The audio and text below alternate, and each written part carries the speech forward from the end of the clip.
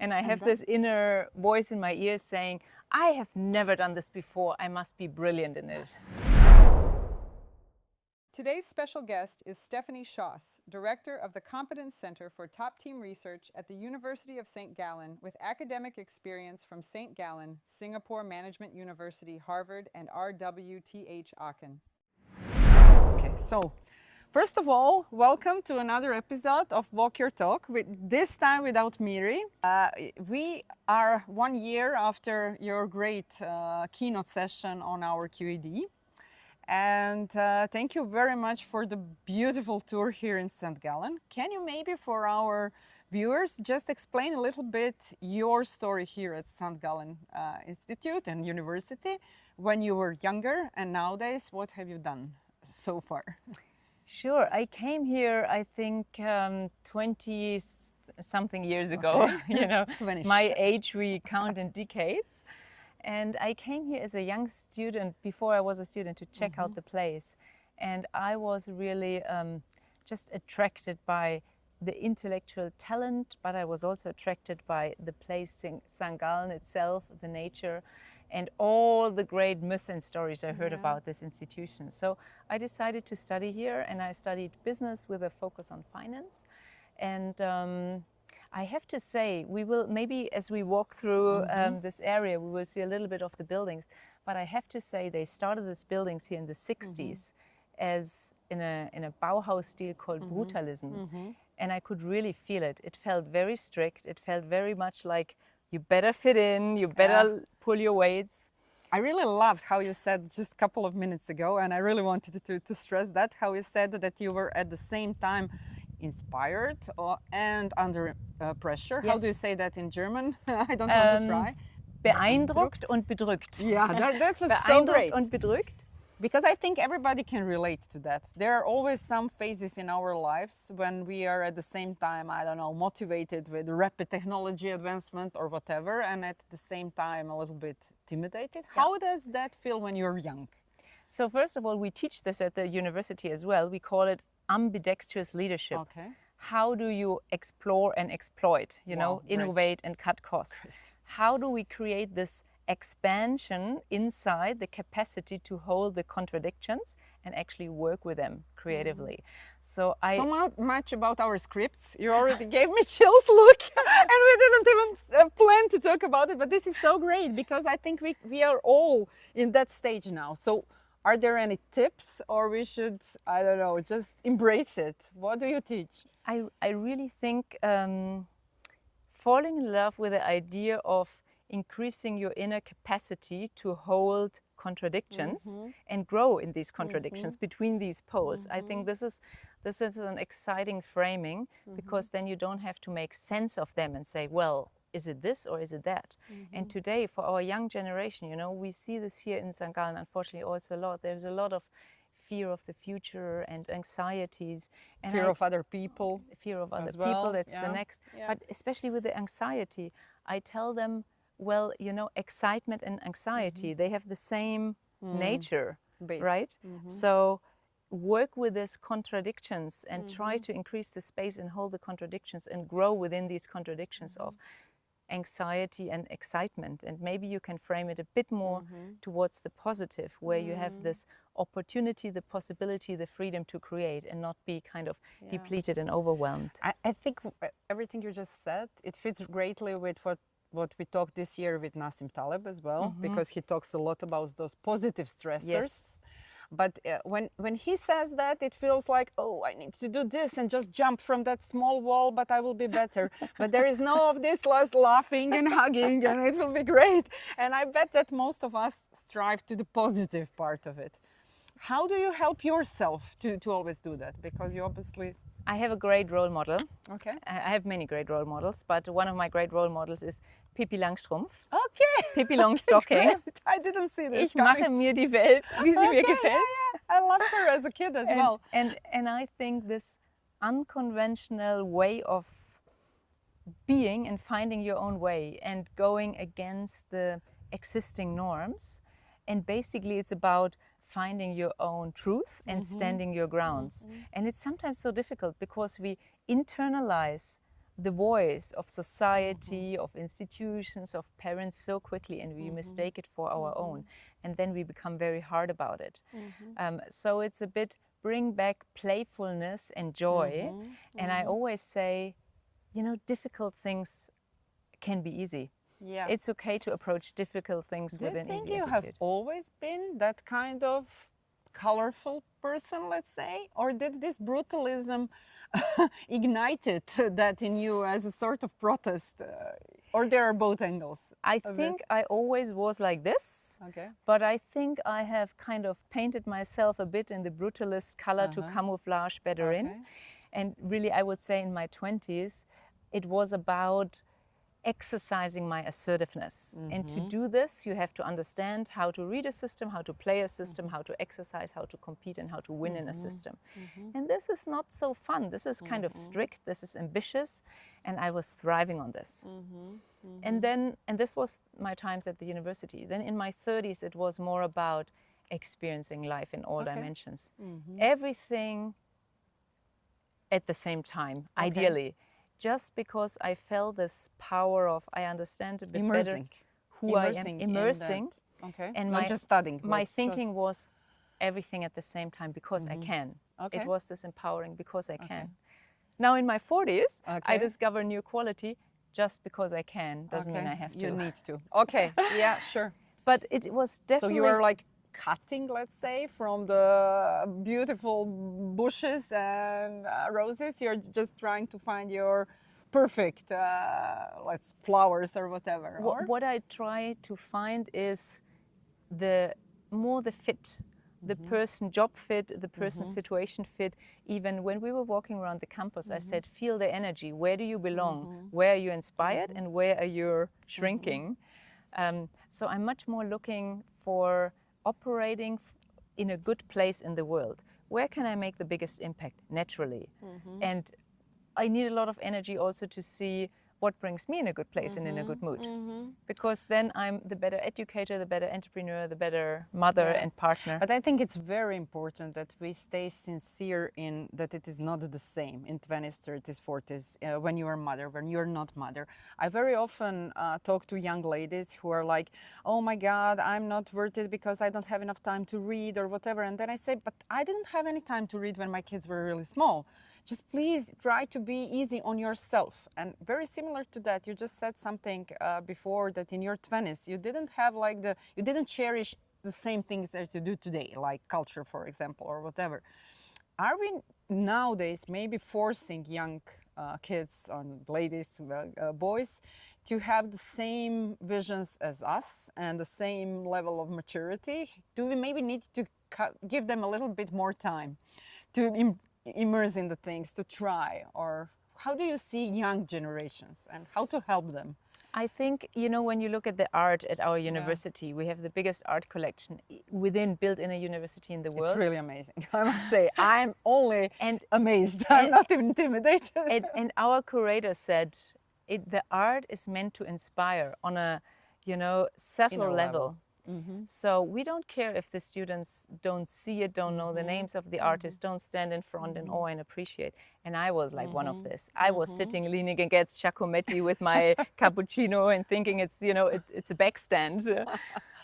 But it does something to you. So I believe in exposure. I think we can expose our children to our world and what we think is recreational, for example, what we think brings peace. We can bring them into nature, we can bring them to art. Usually you have to grow older to appreciate and connect back to the seed. So my kids still ask me, still say, I have to go out again? Now our 25-year-old said on his 25th birthday, today I was considering taking a walk in nature, the one you always took me to. Do you think I'm sick or I'm just growing old? Yeah, that's it. That's the first sign. So I believe in exposure, even though we don't see the immediate effect. And we call it, you know, dedication and devotion, if you can provide exposure without getting an effect and a reward. And then I also believe, you know, in this Khalil Gibran saying, we can, you know, give our children, you know, the hope and the wings and the roots, but they live in the house of tomorrow, and we cannot enter it. They have their own thoughts. And we have to also have deep trust and faith in them, that they create the new.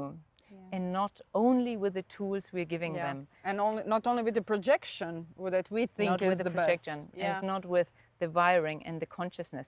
And that's sometimes difficult, because if you're raised in this brutalist style, you know exactly what's right and what is wrong. And this voice that's inside of you, it's getting louder, especially in the parent role. Sometimes you're acting out these concepts and you think they're yours, you're on autopilot.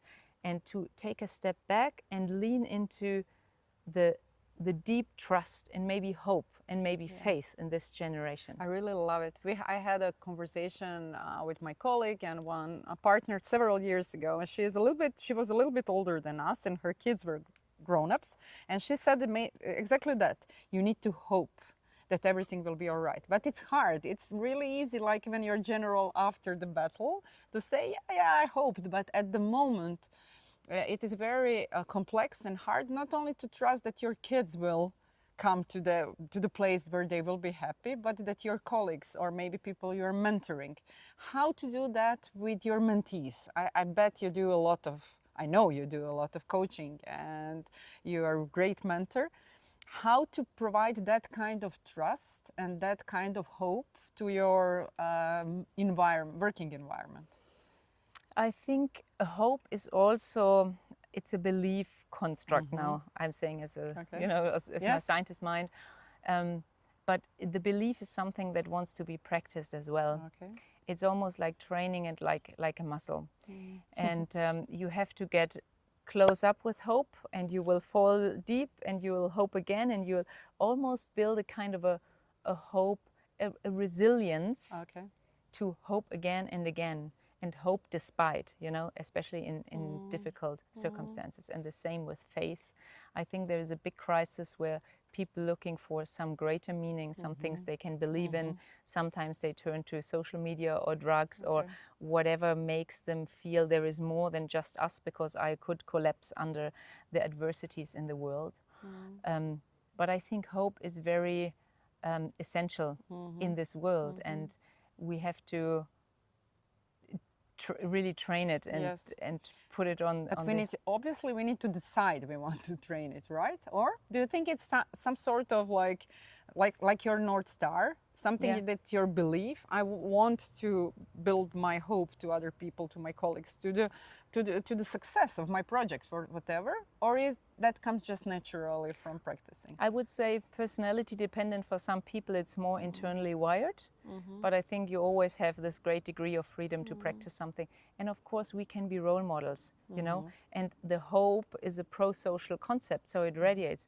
If I'm in front of my students that don't find impact they can have in the world, and when I look at them and I radiate from inside, from really a deep conviction and feeling that I have hope in them and that I believe they will make their way, the way they stand in the world is different. So we can radiate this for each other. Walk and we can talk. inspire.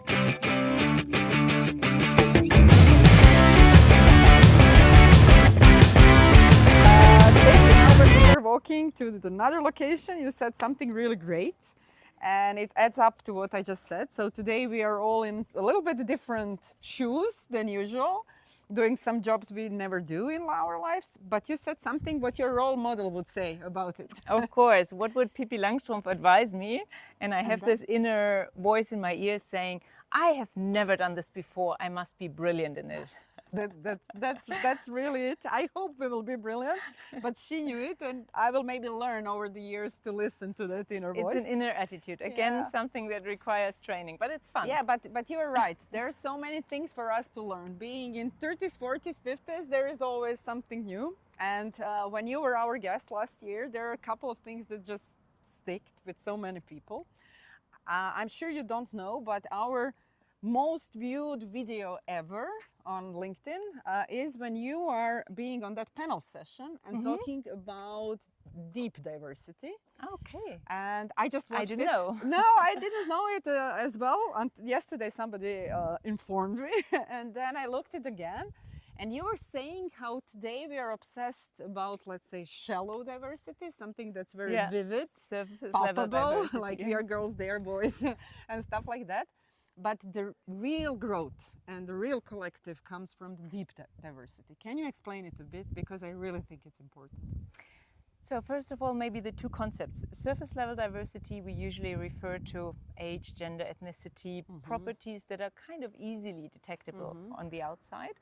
And with all of these, we still over-focus, and we have sponsoring for that, for gender diversity, right? And we introduce quotas and so. But what we see in our research, where it gets really interesting and where it moves the needle from what really differentiates, for example, a top team and a top performance, is what we call deep level diversity.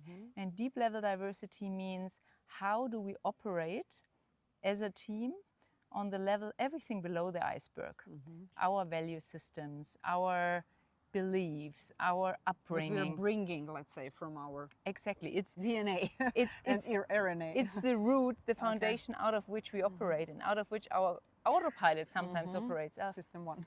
System one, yeah. And so it's much more interesting to look how a team is composed on that level, because it will have a direct indication of the conflict behavior of the team, and as a result of the performance of the team.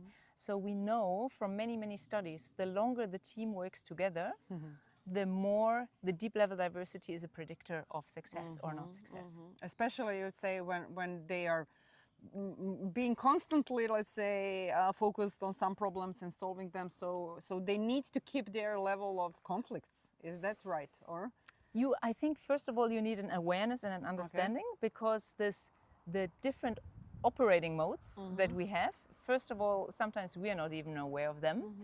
And for the others, we could be just triggers in our being differently way, because the different personality leads to different acting styles and thinking styles. So I might come into our team and I might be a complete irritation for you, and you take it personal. So the difficult thing is then the spillover effect. I want to just contribute with my background, my expertise, my values, so I bring in a perspective. But this might be so foreign to you that you would say, I can't comprehend. So what our system one is then doing, saying, okay, then let's make an easy choice. Is it a friend or is it an enemy? It seems very foreign. So let's say it's a different person. And then we start and struggle for identity survival. Is she good or am I good? And then we start to withdraw energy from the team, from the task, and start lobbying for our existence, that we are kind of okay. This is what's happening in the automation mode. And who should then, if there is that kind of situation, where do you find a solution to get out of it? Is it the leader's job to recognize that? Is that job of each of us to grow again, or both? Or? I like both. Of course, with the leader, you always have a special responsibility, because you have the strongest impact on creating a culture. And what we want is a proactive conflict culture, where people can speak their mind without fearing being judged. You have a psychological safety. But this comes a lot through how the leader lives it, not what he says or she says, but how they live it.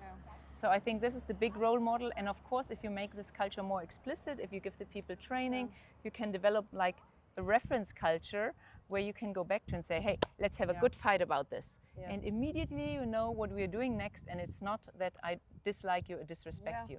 So this is some tools you can use. There are so many angles now which I would like to touch, which is really hard in a short podcast. But for example, complacency and loss of agency is something that's, I would say, now driving crazy, or many people are afraid that we will, especially in AI era, start to lose it even more. We already see that complacency is like a disease in a big environments, exactly in the situations which you said. How do you see people waking up from that autopilot and stepping into this driver's seat and keeping the steering wheel? What to do? Yeah, I think, for finding a match, the person job fit match, and not from, because I'm a woman I can do this better, but from my inner motivation. If I can do, and you can map this, you can map the tasks and what the tasks require, really in terms of of intrinsic motivations, and you can map people on their intrinsic motivation and see where is the best fit. Often we map by skill, by experience, even by our egos. I want that role, confirmation bias. But if you map it on a deeper level, then the job suddenly becomes meaningful. It has something to do with me. It has a purpose intrinsically. And then you get people more in a flow. So this is one thing, more of a structural thing that you can do. Good. Talking about AI, the elephant in every room today, and since you are being very connected with so many executives, being coaching, being here from the school, being entrepreneur yourself, not to forget that part, do you think that people are at this moment too bold, too afraid, just at the right level? What is bugging them? How do you see our producer for sure meant that we need to do it, so we did it like a good girl. What's the current stage and what do you see in the C-level suits today when it comes to AI? About how they're approaching it, or yes, and the, let's say, velocity of dealing with the risks and the opportunities. So it's very hard. I absolutely understand. Well, and it's culture dependent, right? There are cultures like the US, China, they say, where are the opportunities? Yes. And there are cultures like Germany who said, let's map the risk and let's make a regulation around it, how we steer it. Exactly. From one level down, more micro on the business level, what I see a lot in companies with the CEOs, they understood cognitively, emotionally, fact-based, this is one of the biggest changes we will face. So they know they have no choice but to adapt and find strategies. So what happens next is there are a lot of initiatives within companies saying we need to understand AI impact on business or new business. And they send out the people and they say, bring me back some data, some pilot cases. Ideas. What do you want to do? And the next phase is they sit with 250 pilot cases and they think, what moves the needle? What is doable for us? And the doable, I come back to this big point. And then they start selecting a few, and then they go into pilot.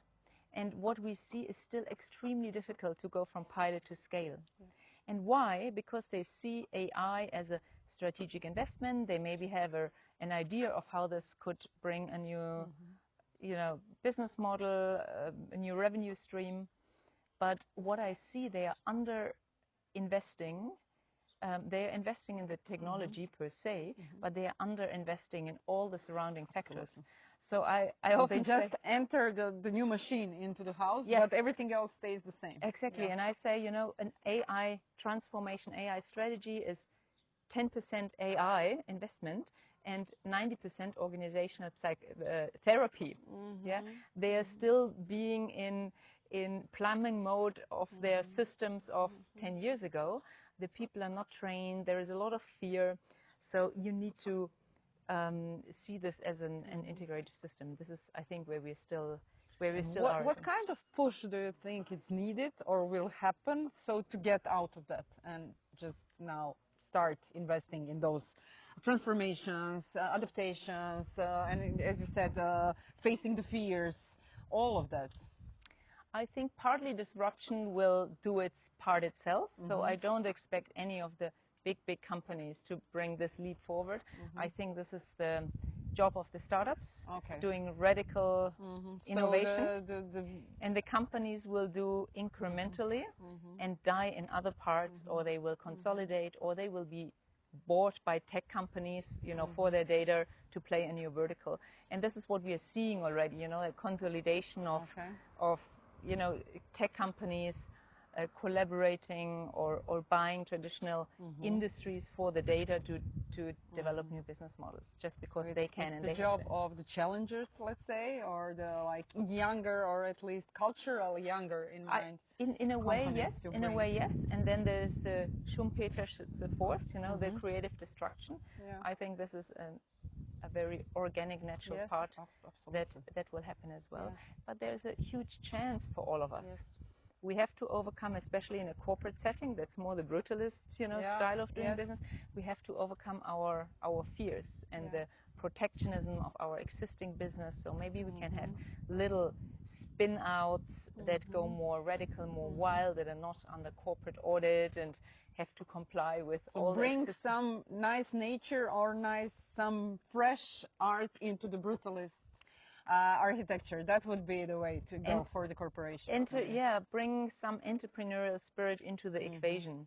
Different ways of doing it. Usually we do it the other way around and fail. We buy startups and incorporate them into corporate structures and then they're killed inside. So we have to do it a little bit the other way around.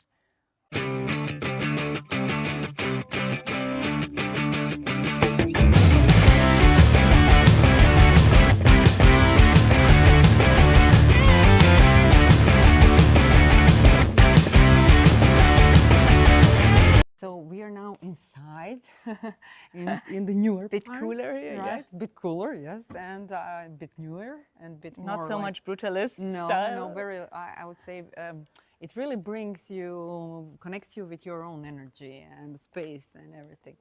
And as I mentioned, it was for us really great what we heard from you on your long session last time, and the North Star was something that I always to go back whenever I remember you and try to find my North Star.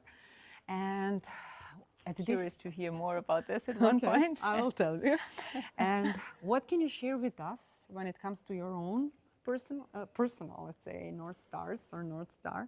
Where are you heading at this point in your life? I don't mean ambitious professional career, but what drives you at this moment? So I would say my concept of the North Star has expanded actually since last year. Okay. Wow. So how I see it is more like a threefold concept of, and I feel this more than I think about it, but I put it in words for you.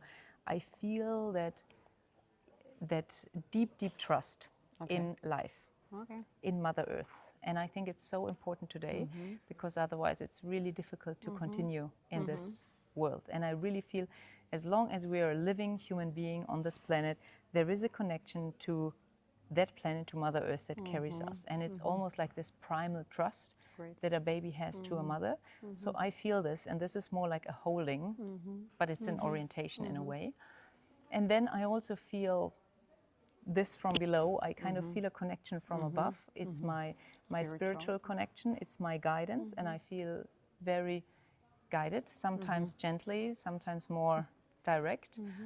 But this is also like a North Star that is even sitting above my ego and my ambition. And I feel in between these two, trust, faith. This is a faith and this is a primal trust. This is where you develop, where you create this space. Selbstbewusstsein. Zwischen Urvertrauen und Gottvertrauen, sozusagen, sitzt das Selbstvertrauen. So I would say it maybe in German like this. So this is for me a concept that I more feel these days as I'm getting older and more calm. And when you ask how does that translate into orientation in my life, I would say what I said at the beginning of our talk. Today I'm more curious about what is a match. Where do I belong to really make a difference that's connected to me and kind of guided? And I'm at the moment, of course, family and family peace is a big thing for me. But also I'm quite interested and concerned and active about peace in the world. But you don't mistake the order, right? It goes from inside to outside. You have to do the job first inside to then radiate it outside. Otherwise it gets very corrupt and you think you can save peace with making war, which is what we're trying today, and it's not such a clever strategy. So peace is a thing, and of course on the more operational level, I feel this calling of AI and the new form of AI to bring this into the world. And in AI this is more reflective, not just stochastical models. I want to give so much for sharing the diversity back to life, because also code carries culture as well, right? So I feel a calling to motherhood for the code. And I think it's so important, I'm really very thankful you shared all of this with us, because I think the only way forward for us as a community, societies, our kids are speaking out with so many important topics. And we somehow left the important topics to some people who wants to scream about them. And we should take that mic, and I'm so, as again I can show it, I'm thankful for putting the piece on the stage. even you know, I'm involved in an initiative that is called More Women, More Peace, bringing women to the negotiation tables in the house, in the business, in the world. I think this is a natural, good position for us to be in. I feel comfortable in this position. Lean into conflict and lend my voice to conflict, because I have experienced that I can say the truth more lovingly, so it lands better for a better resolution. And that's a really strong card to play with. Thank you so much for your time and welcome. for everything. Hug for the end. Thanks. Thank you, and see you soon again. And bye. And see you on another episode.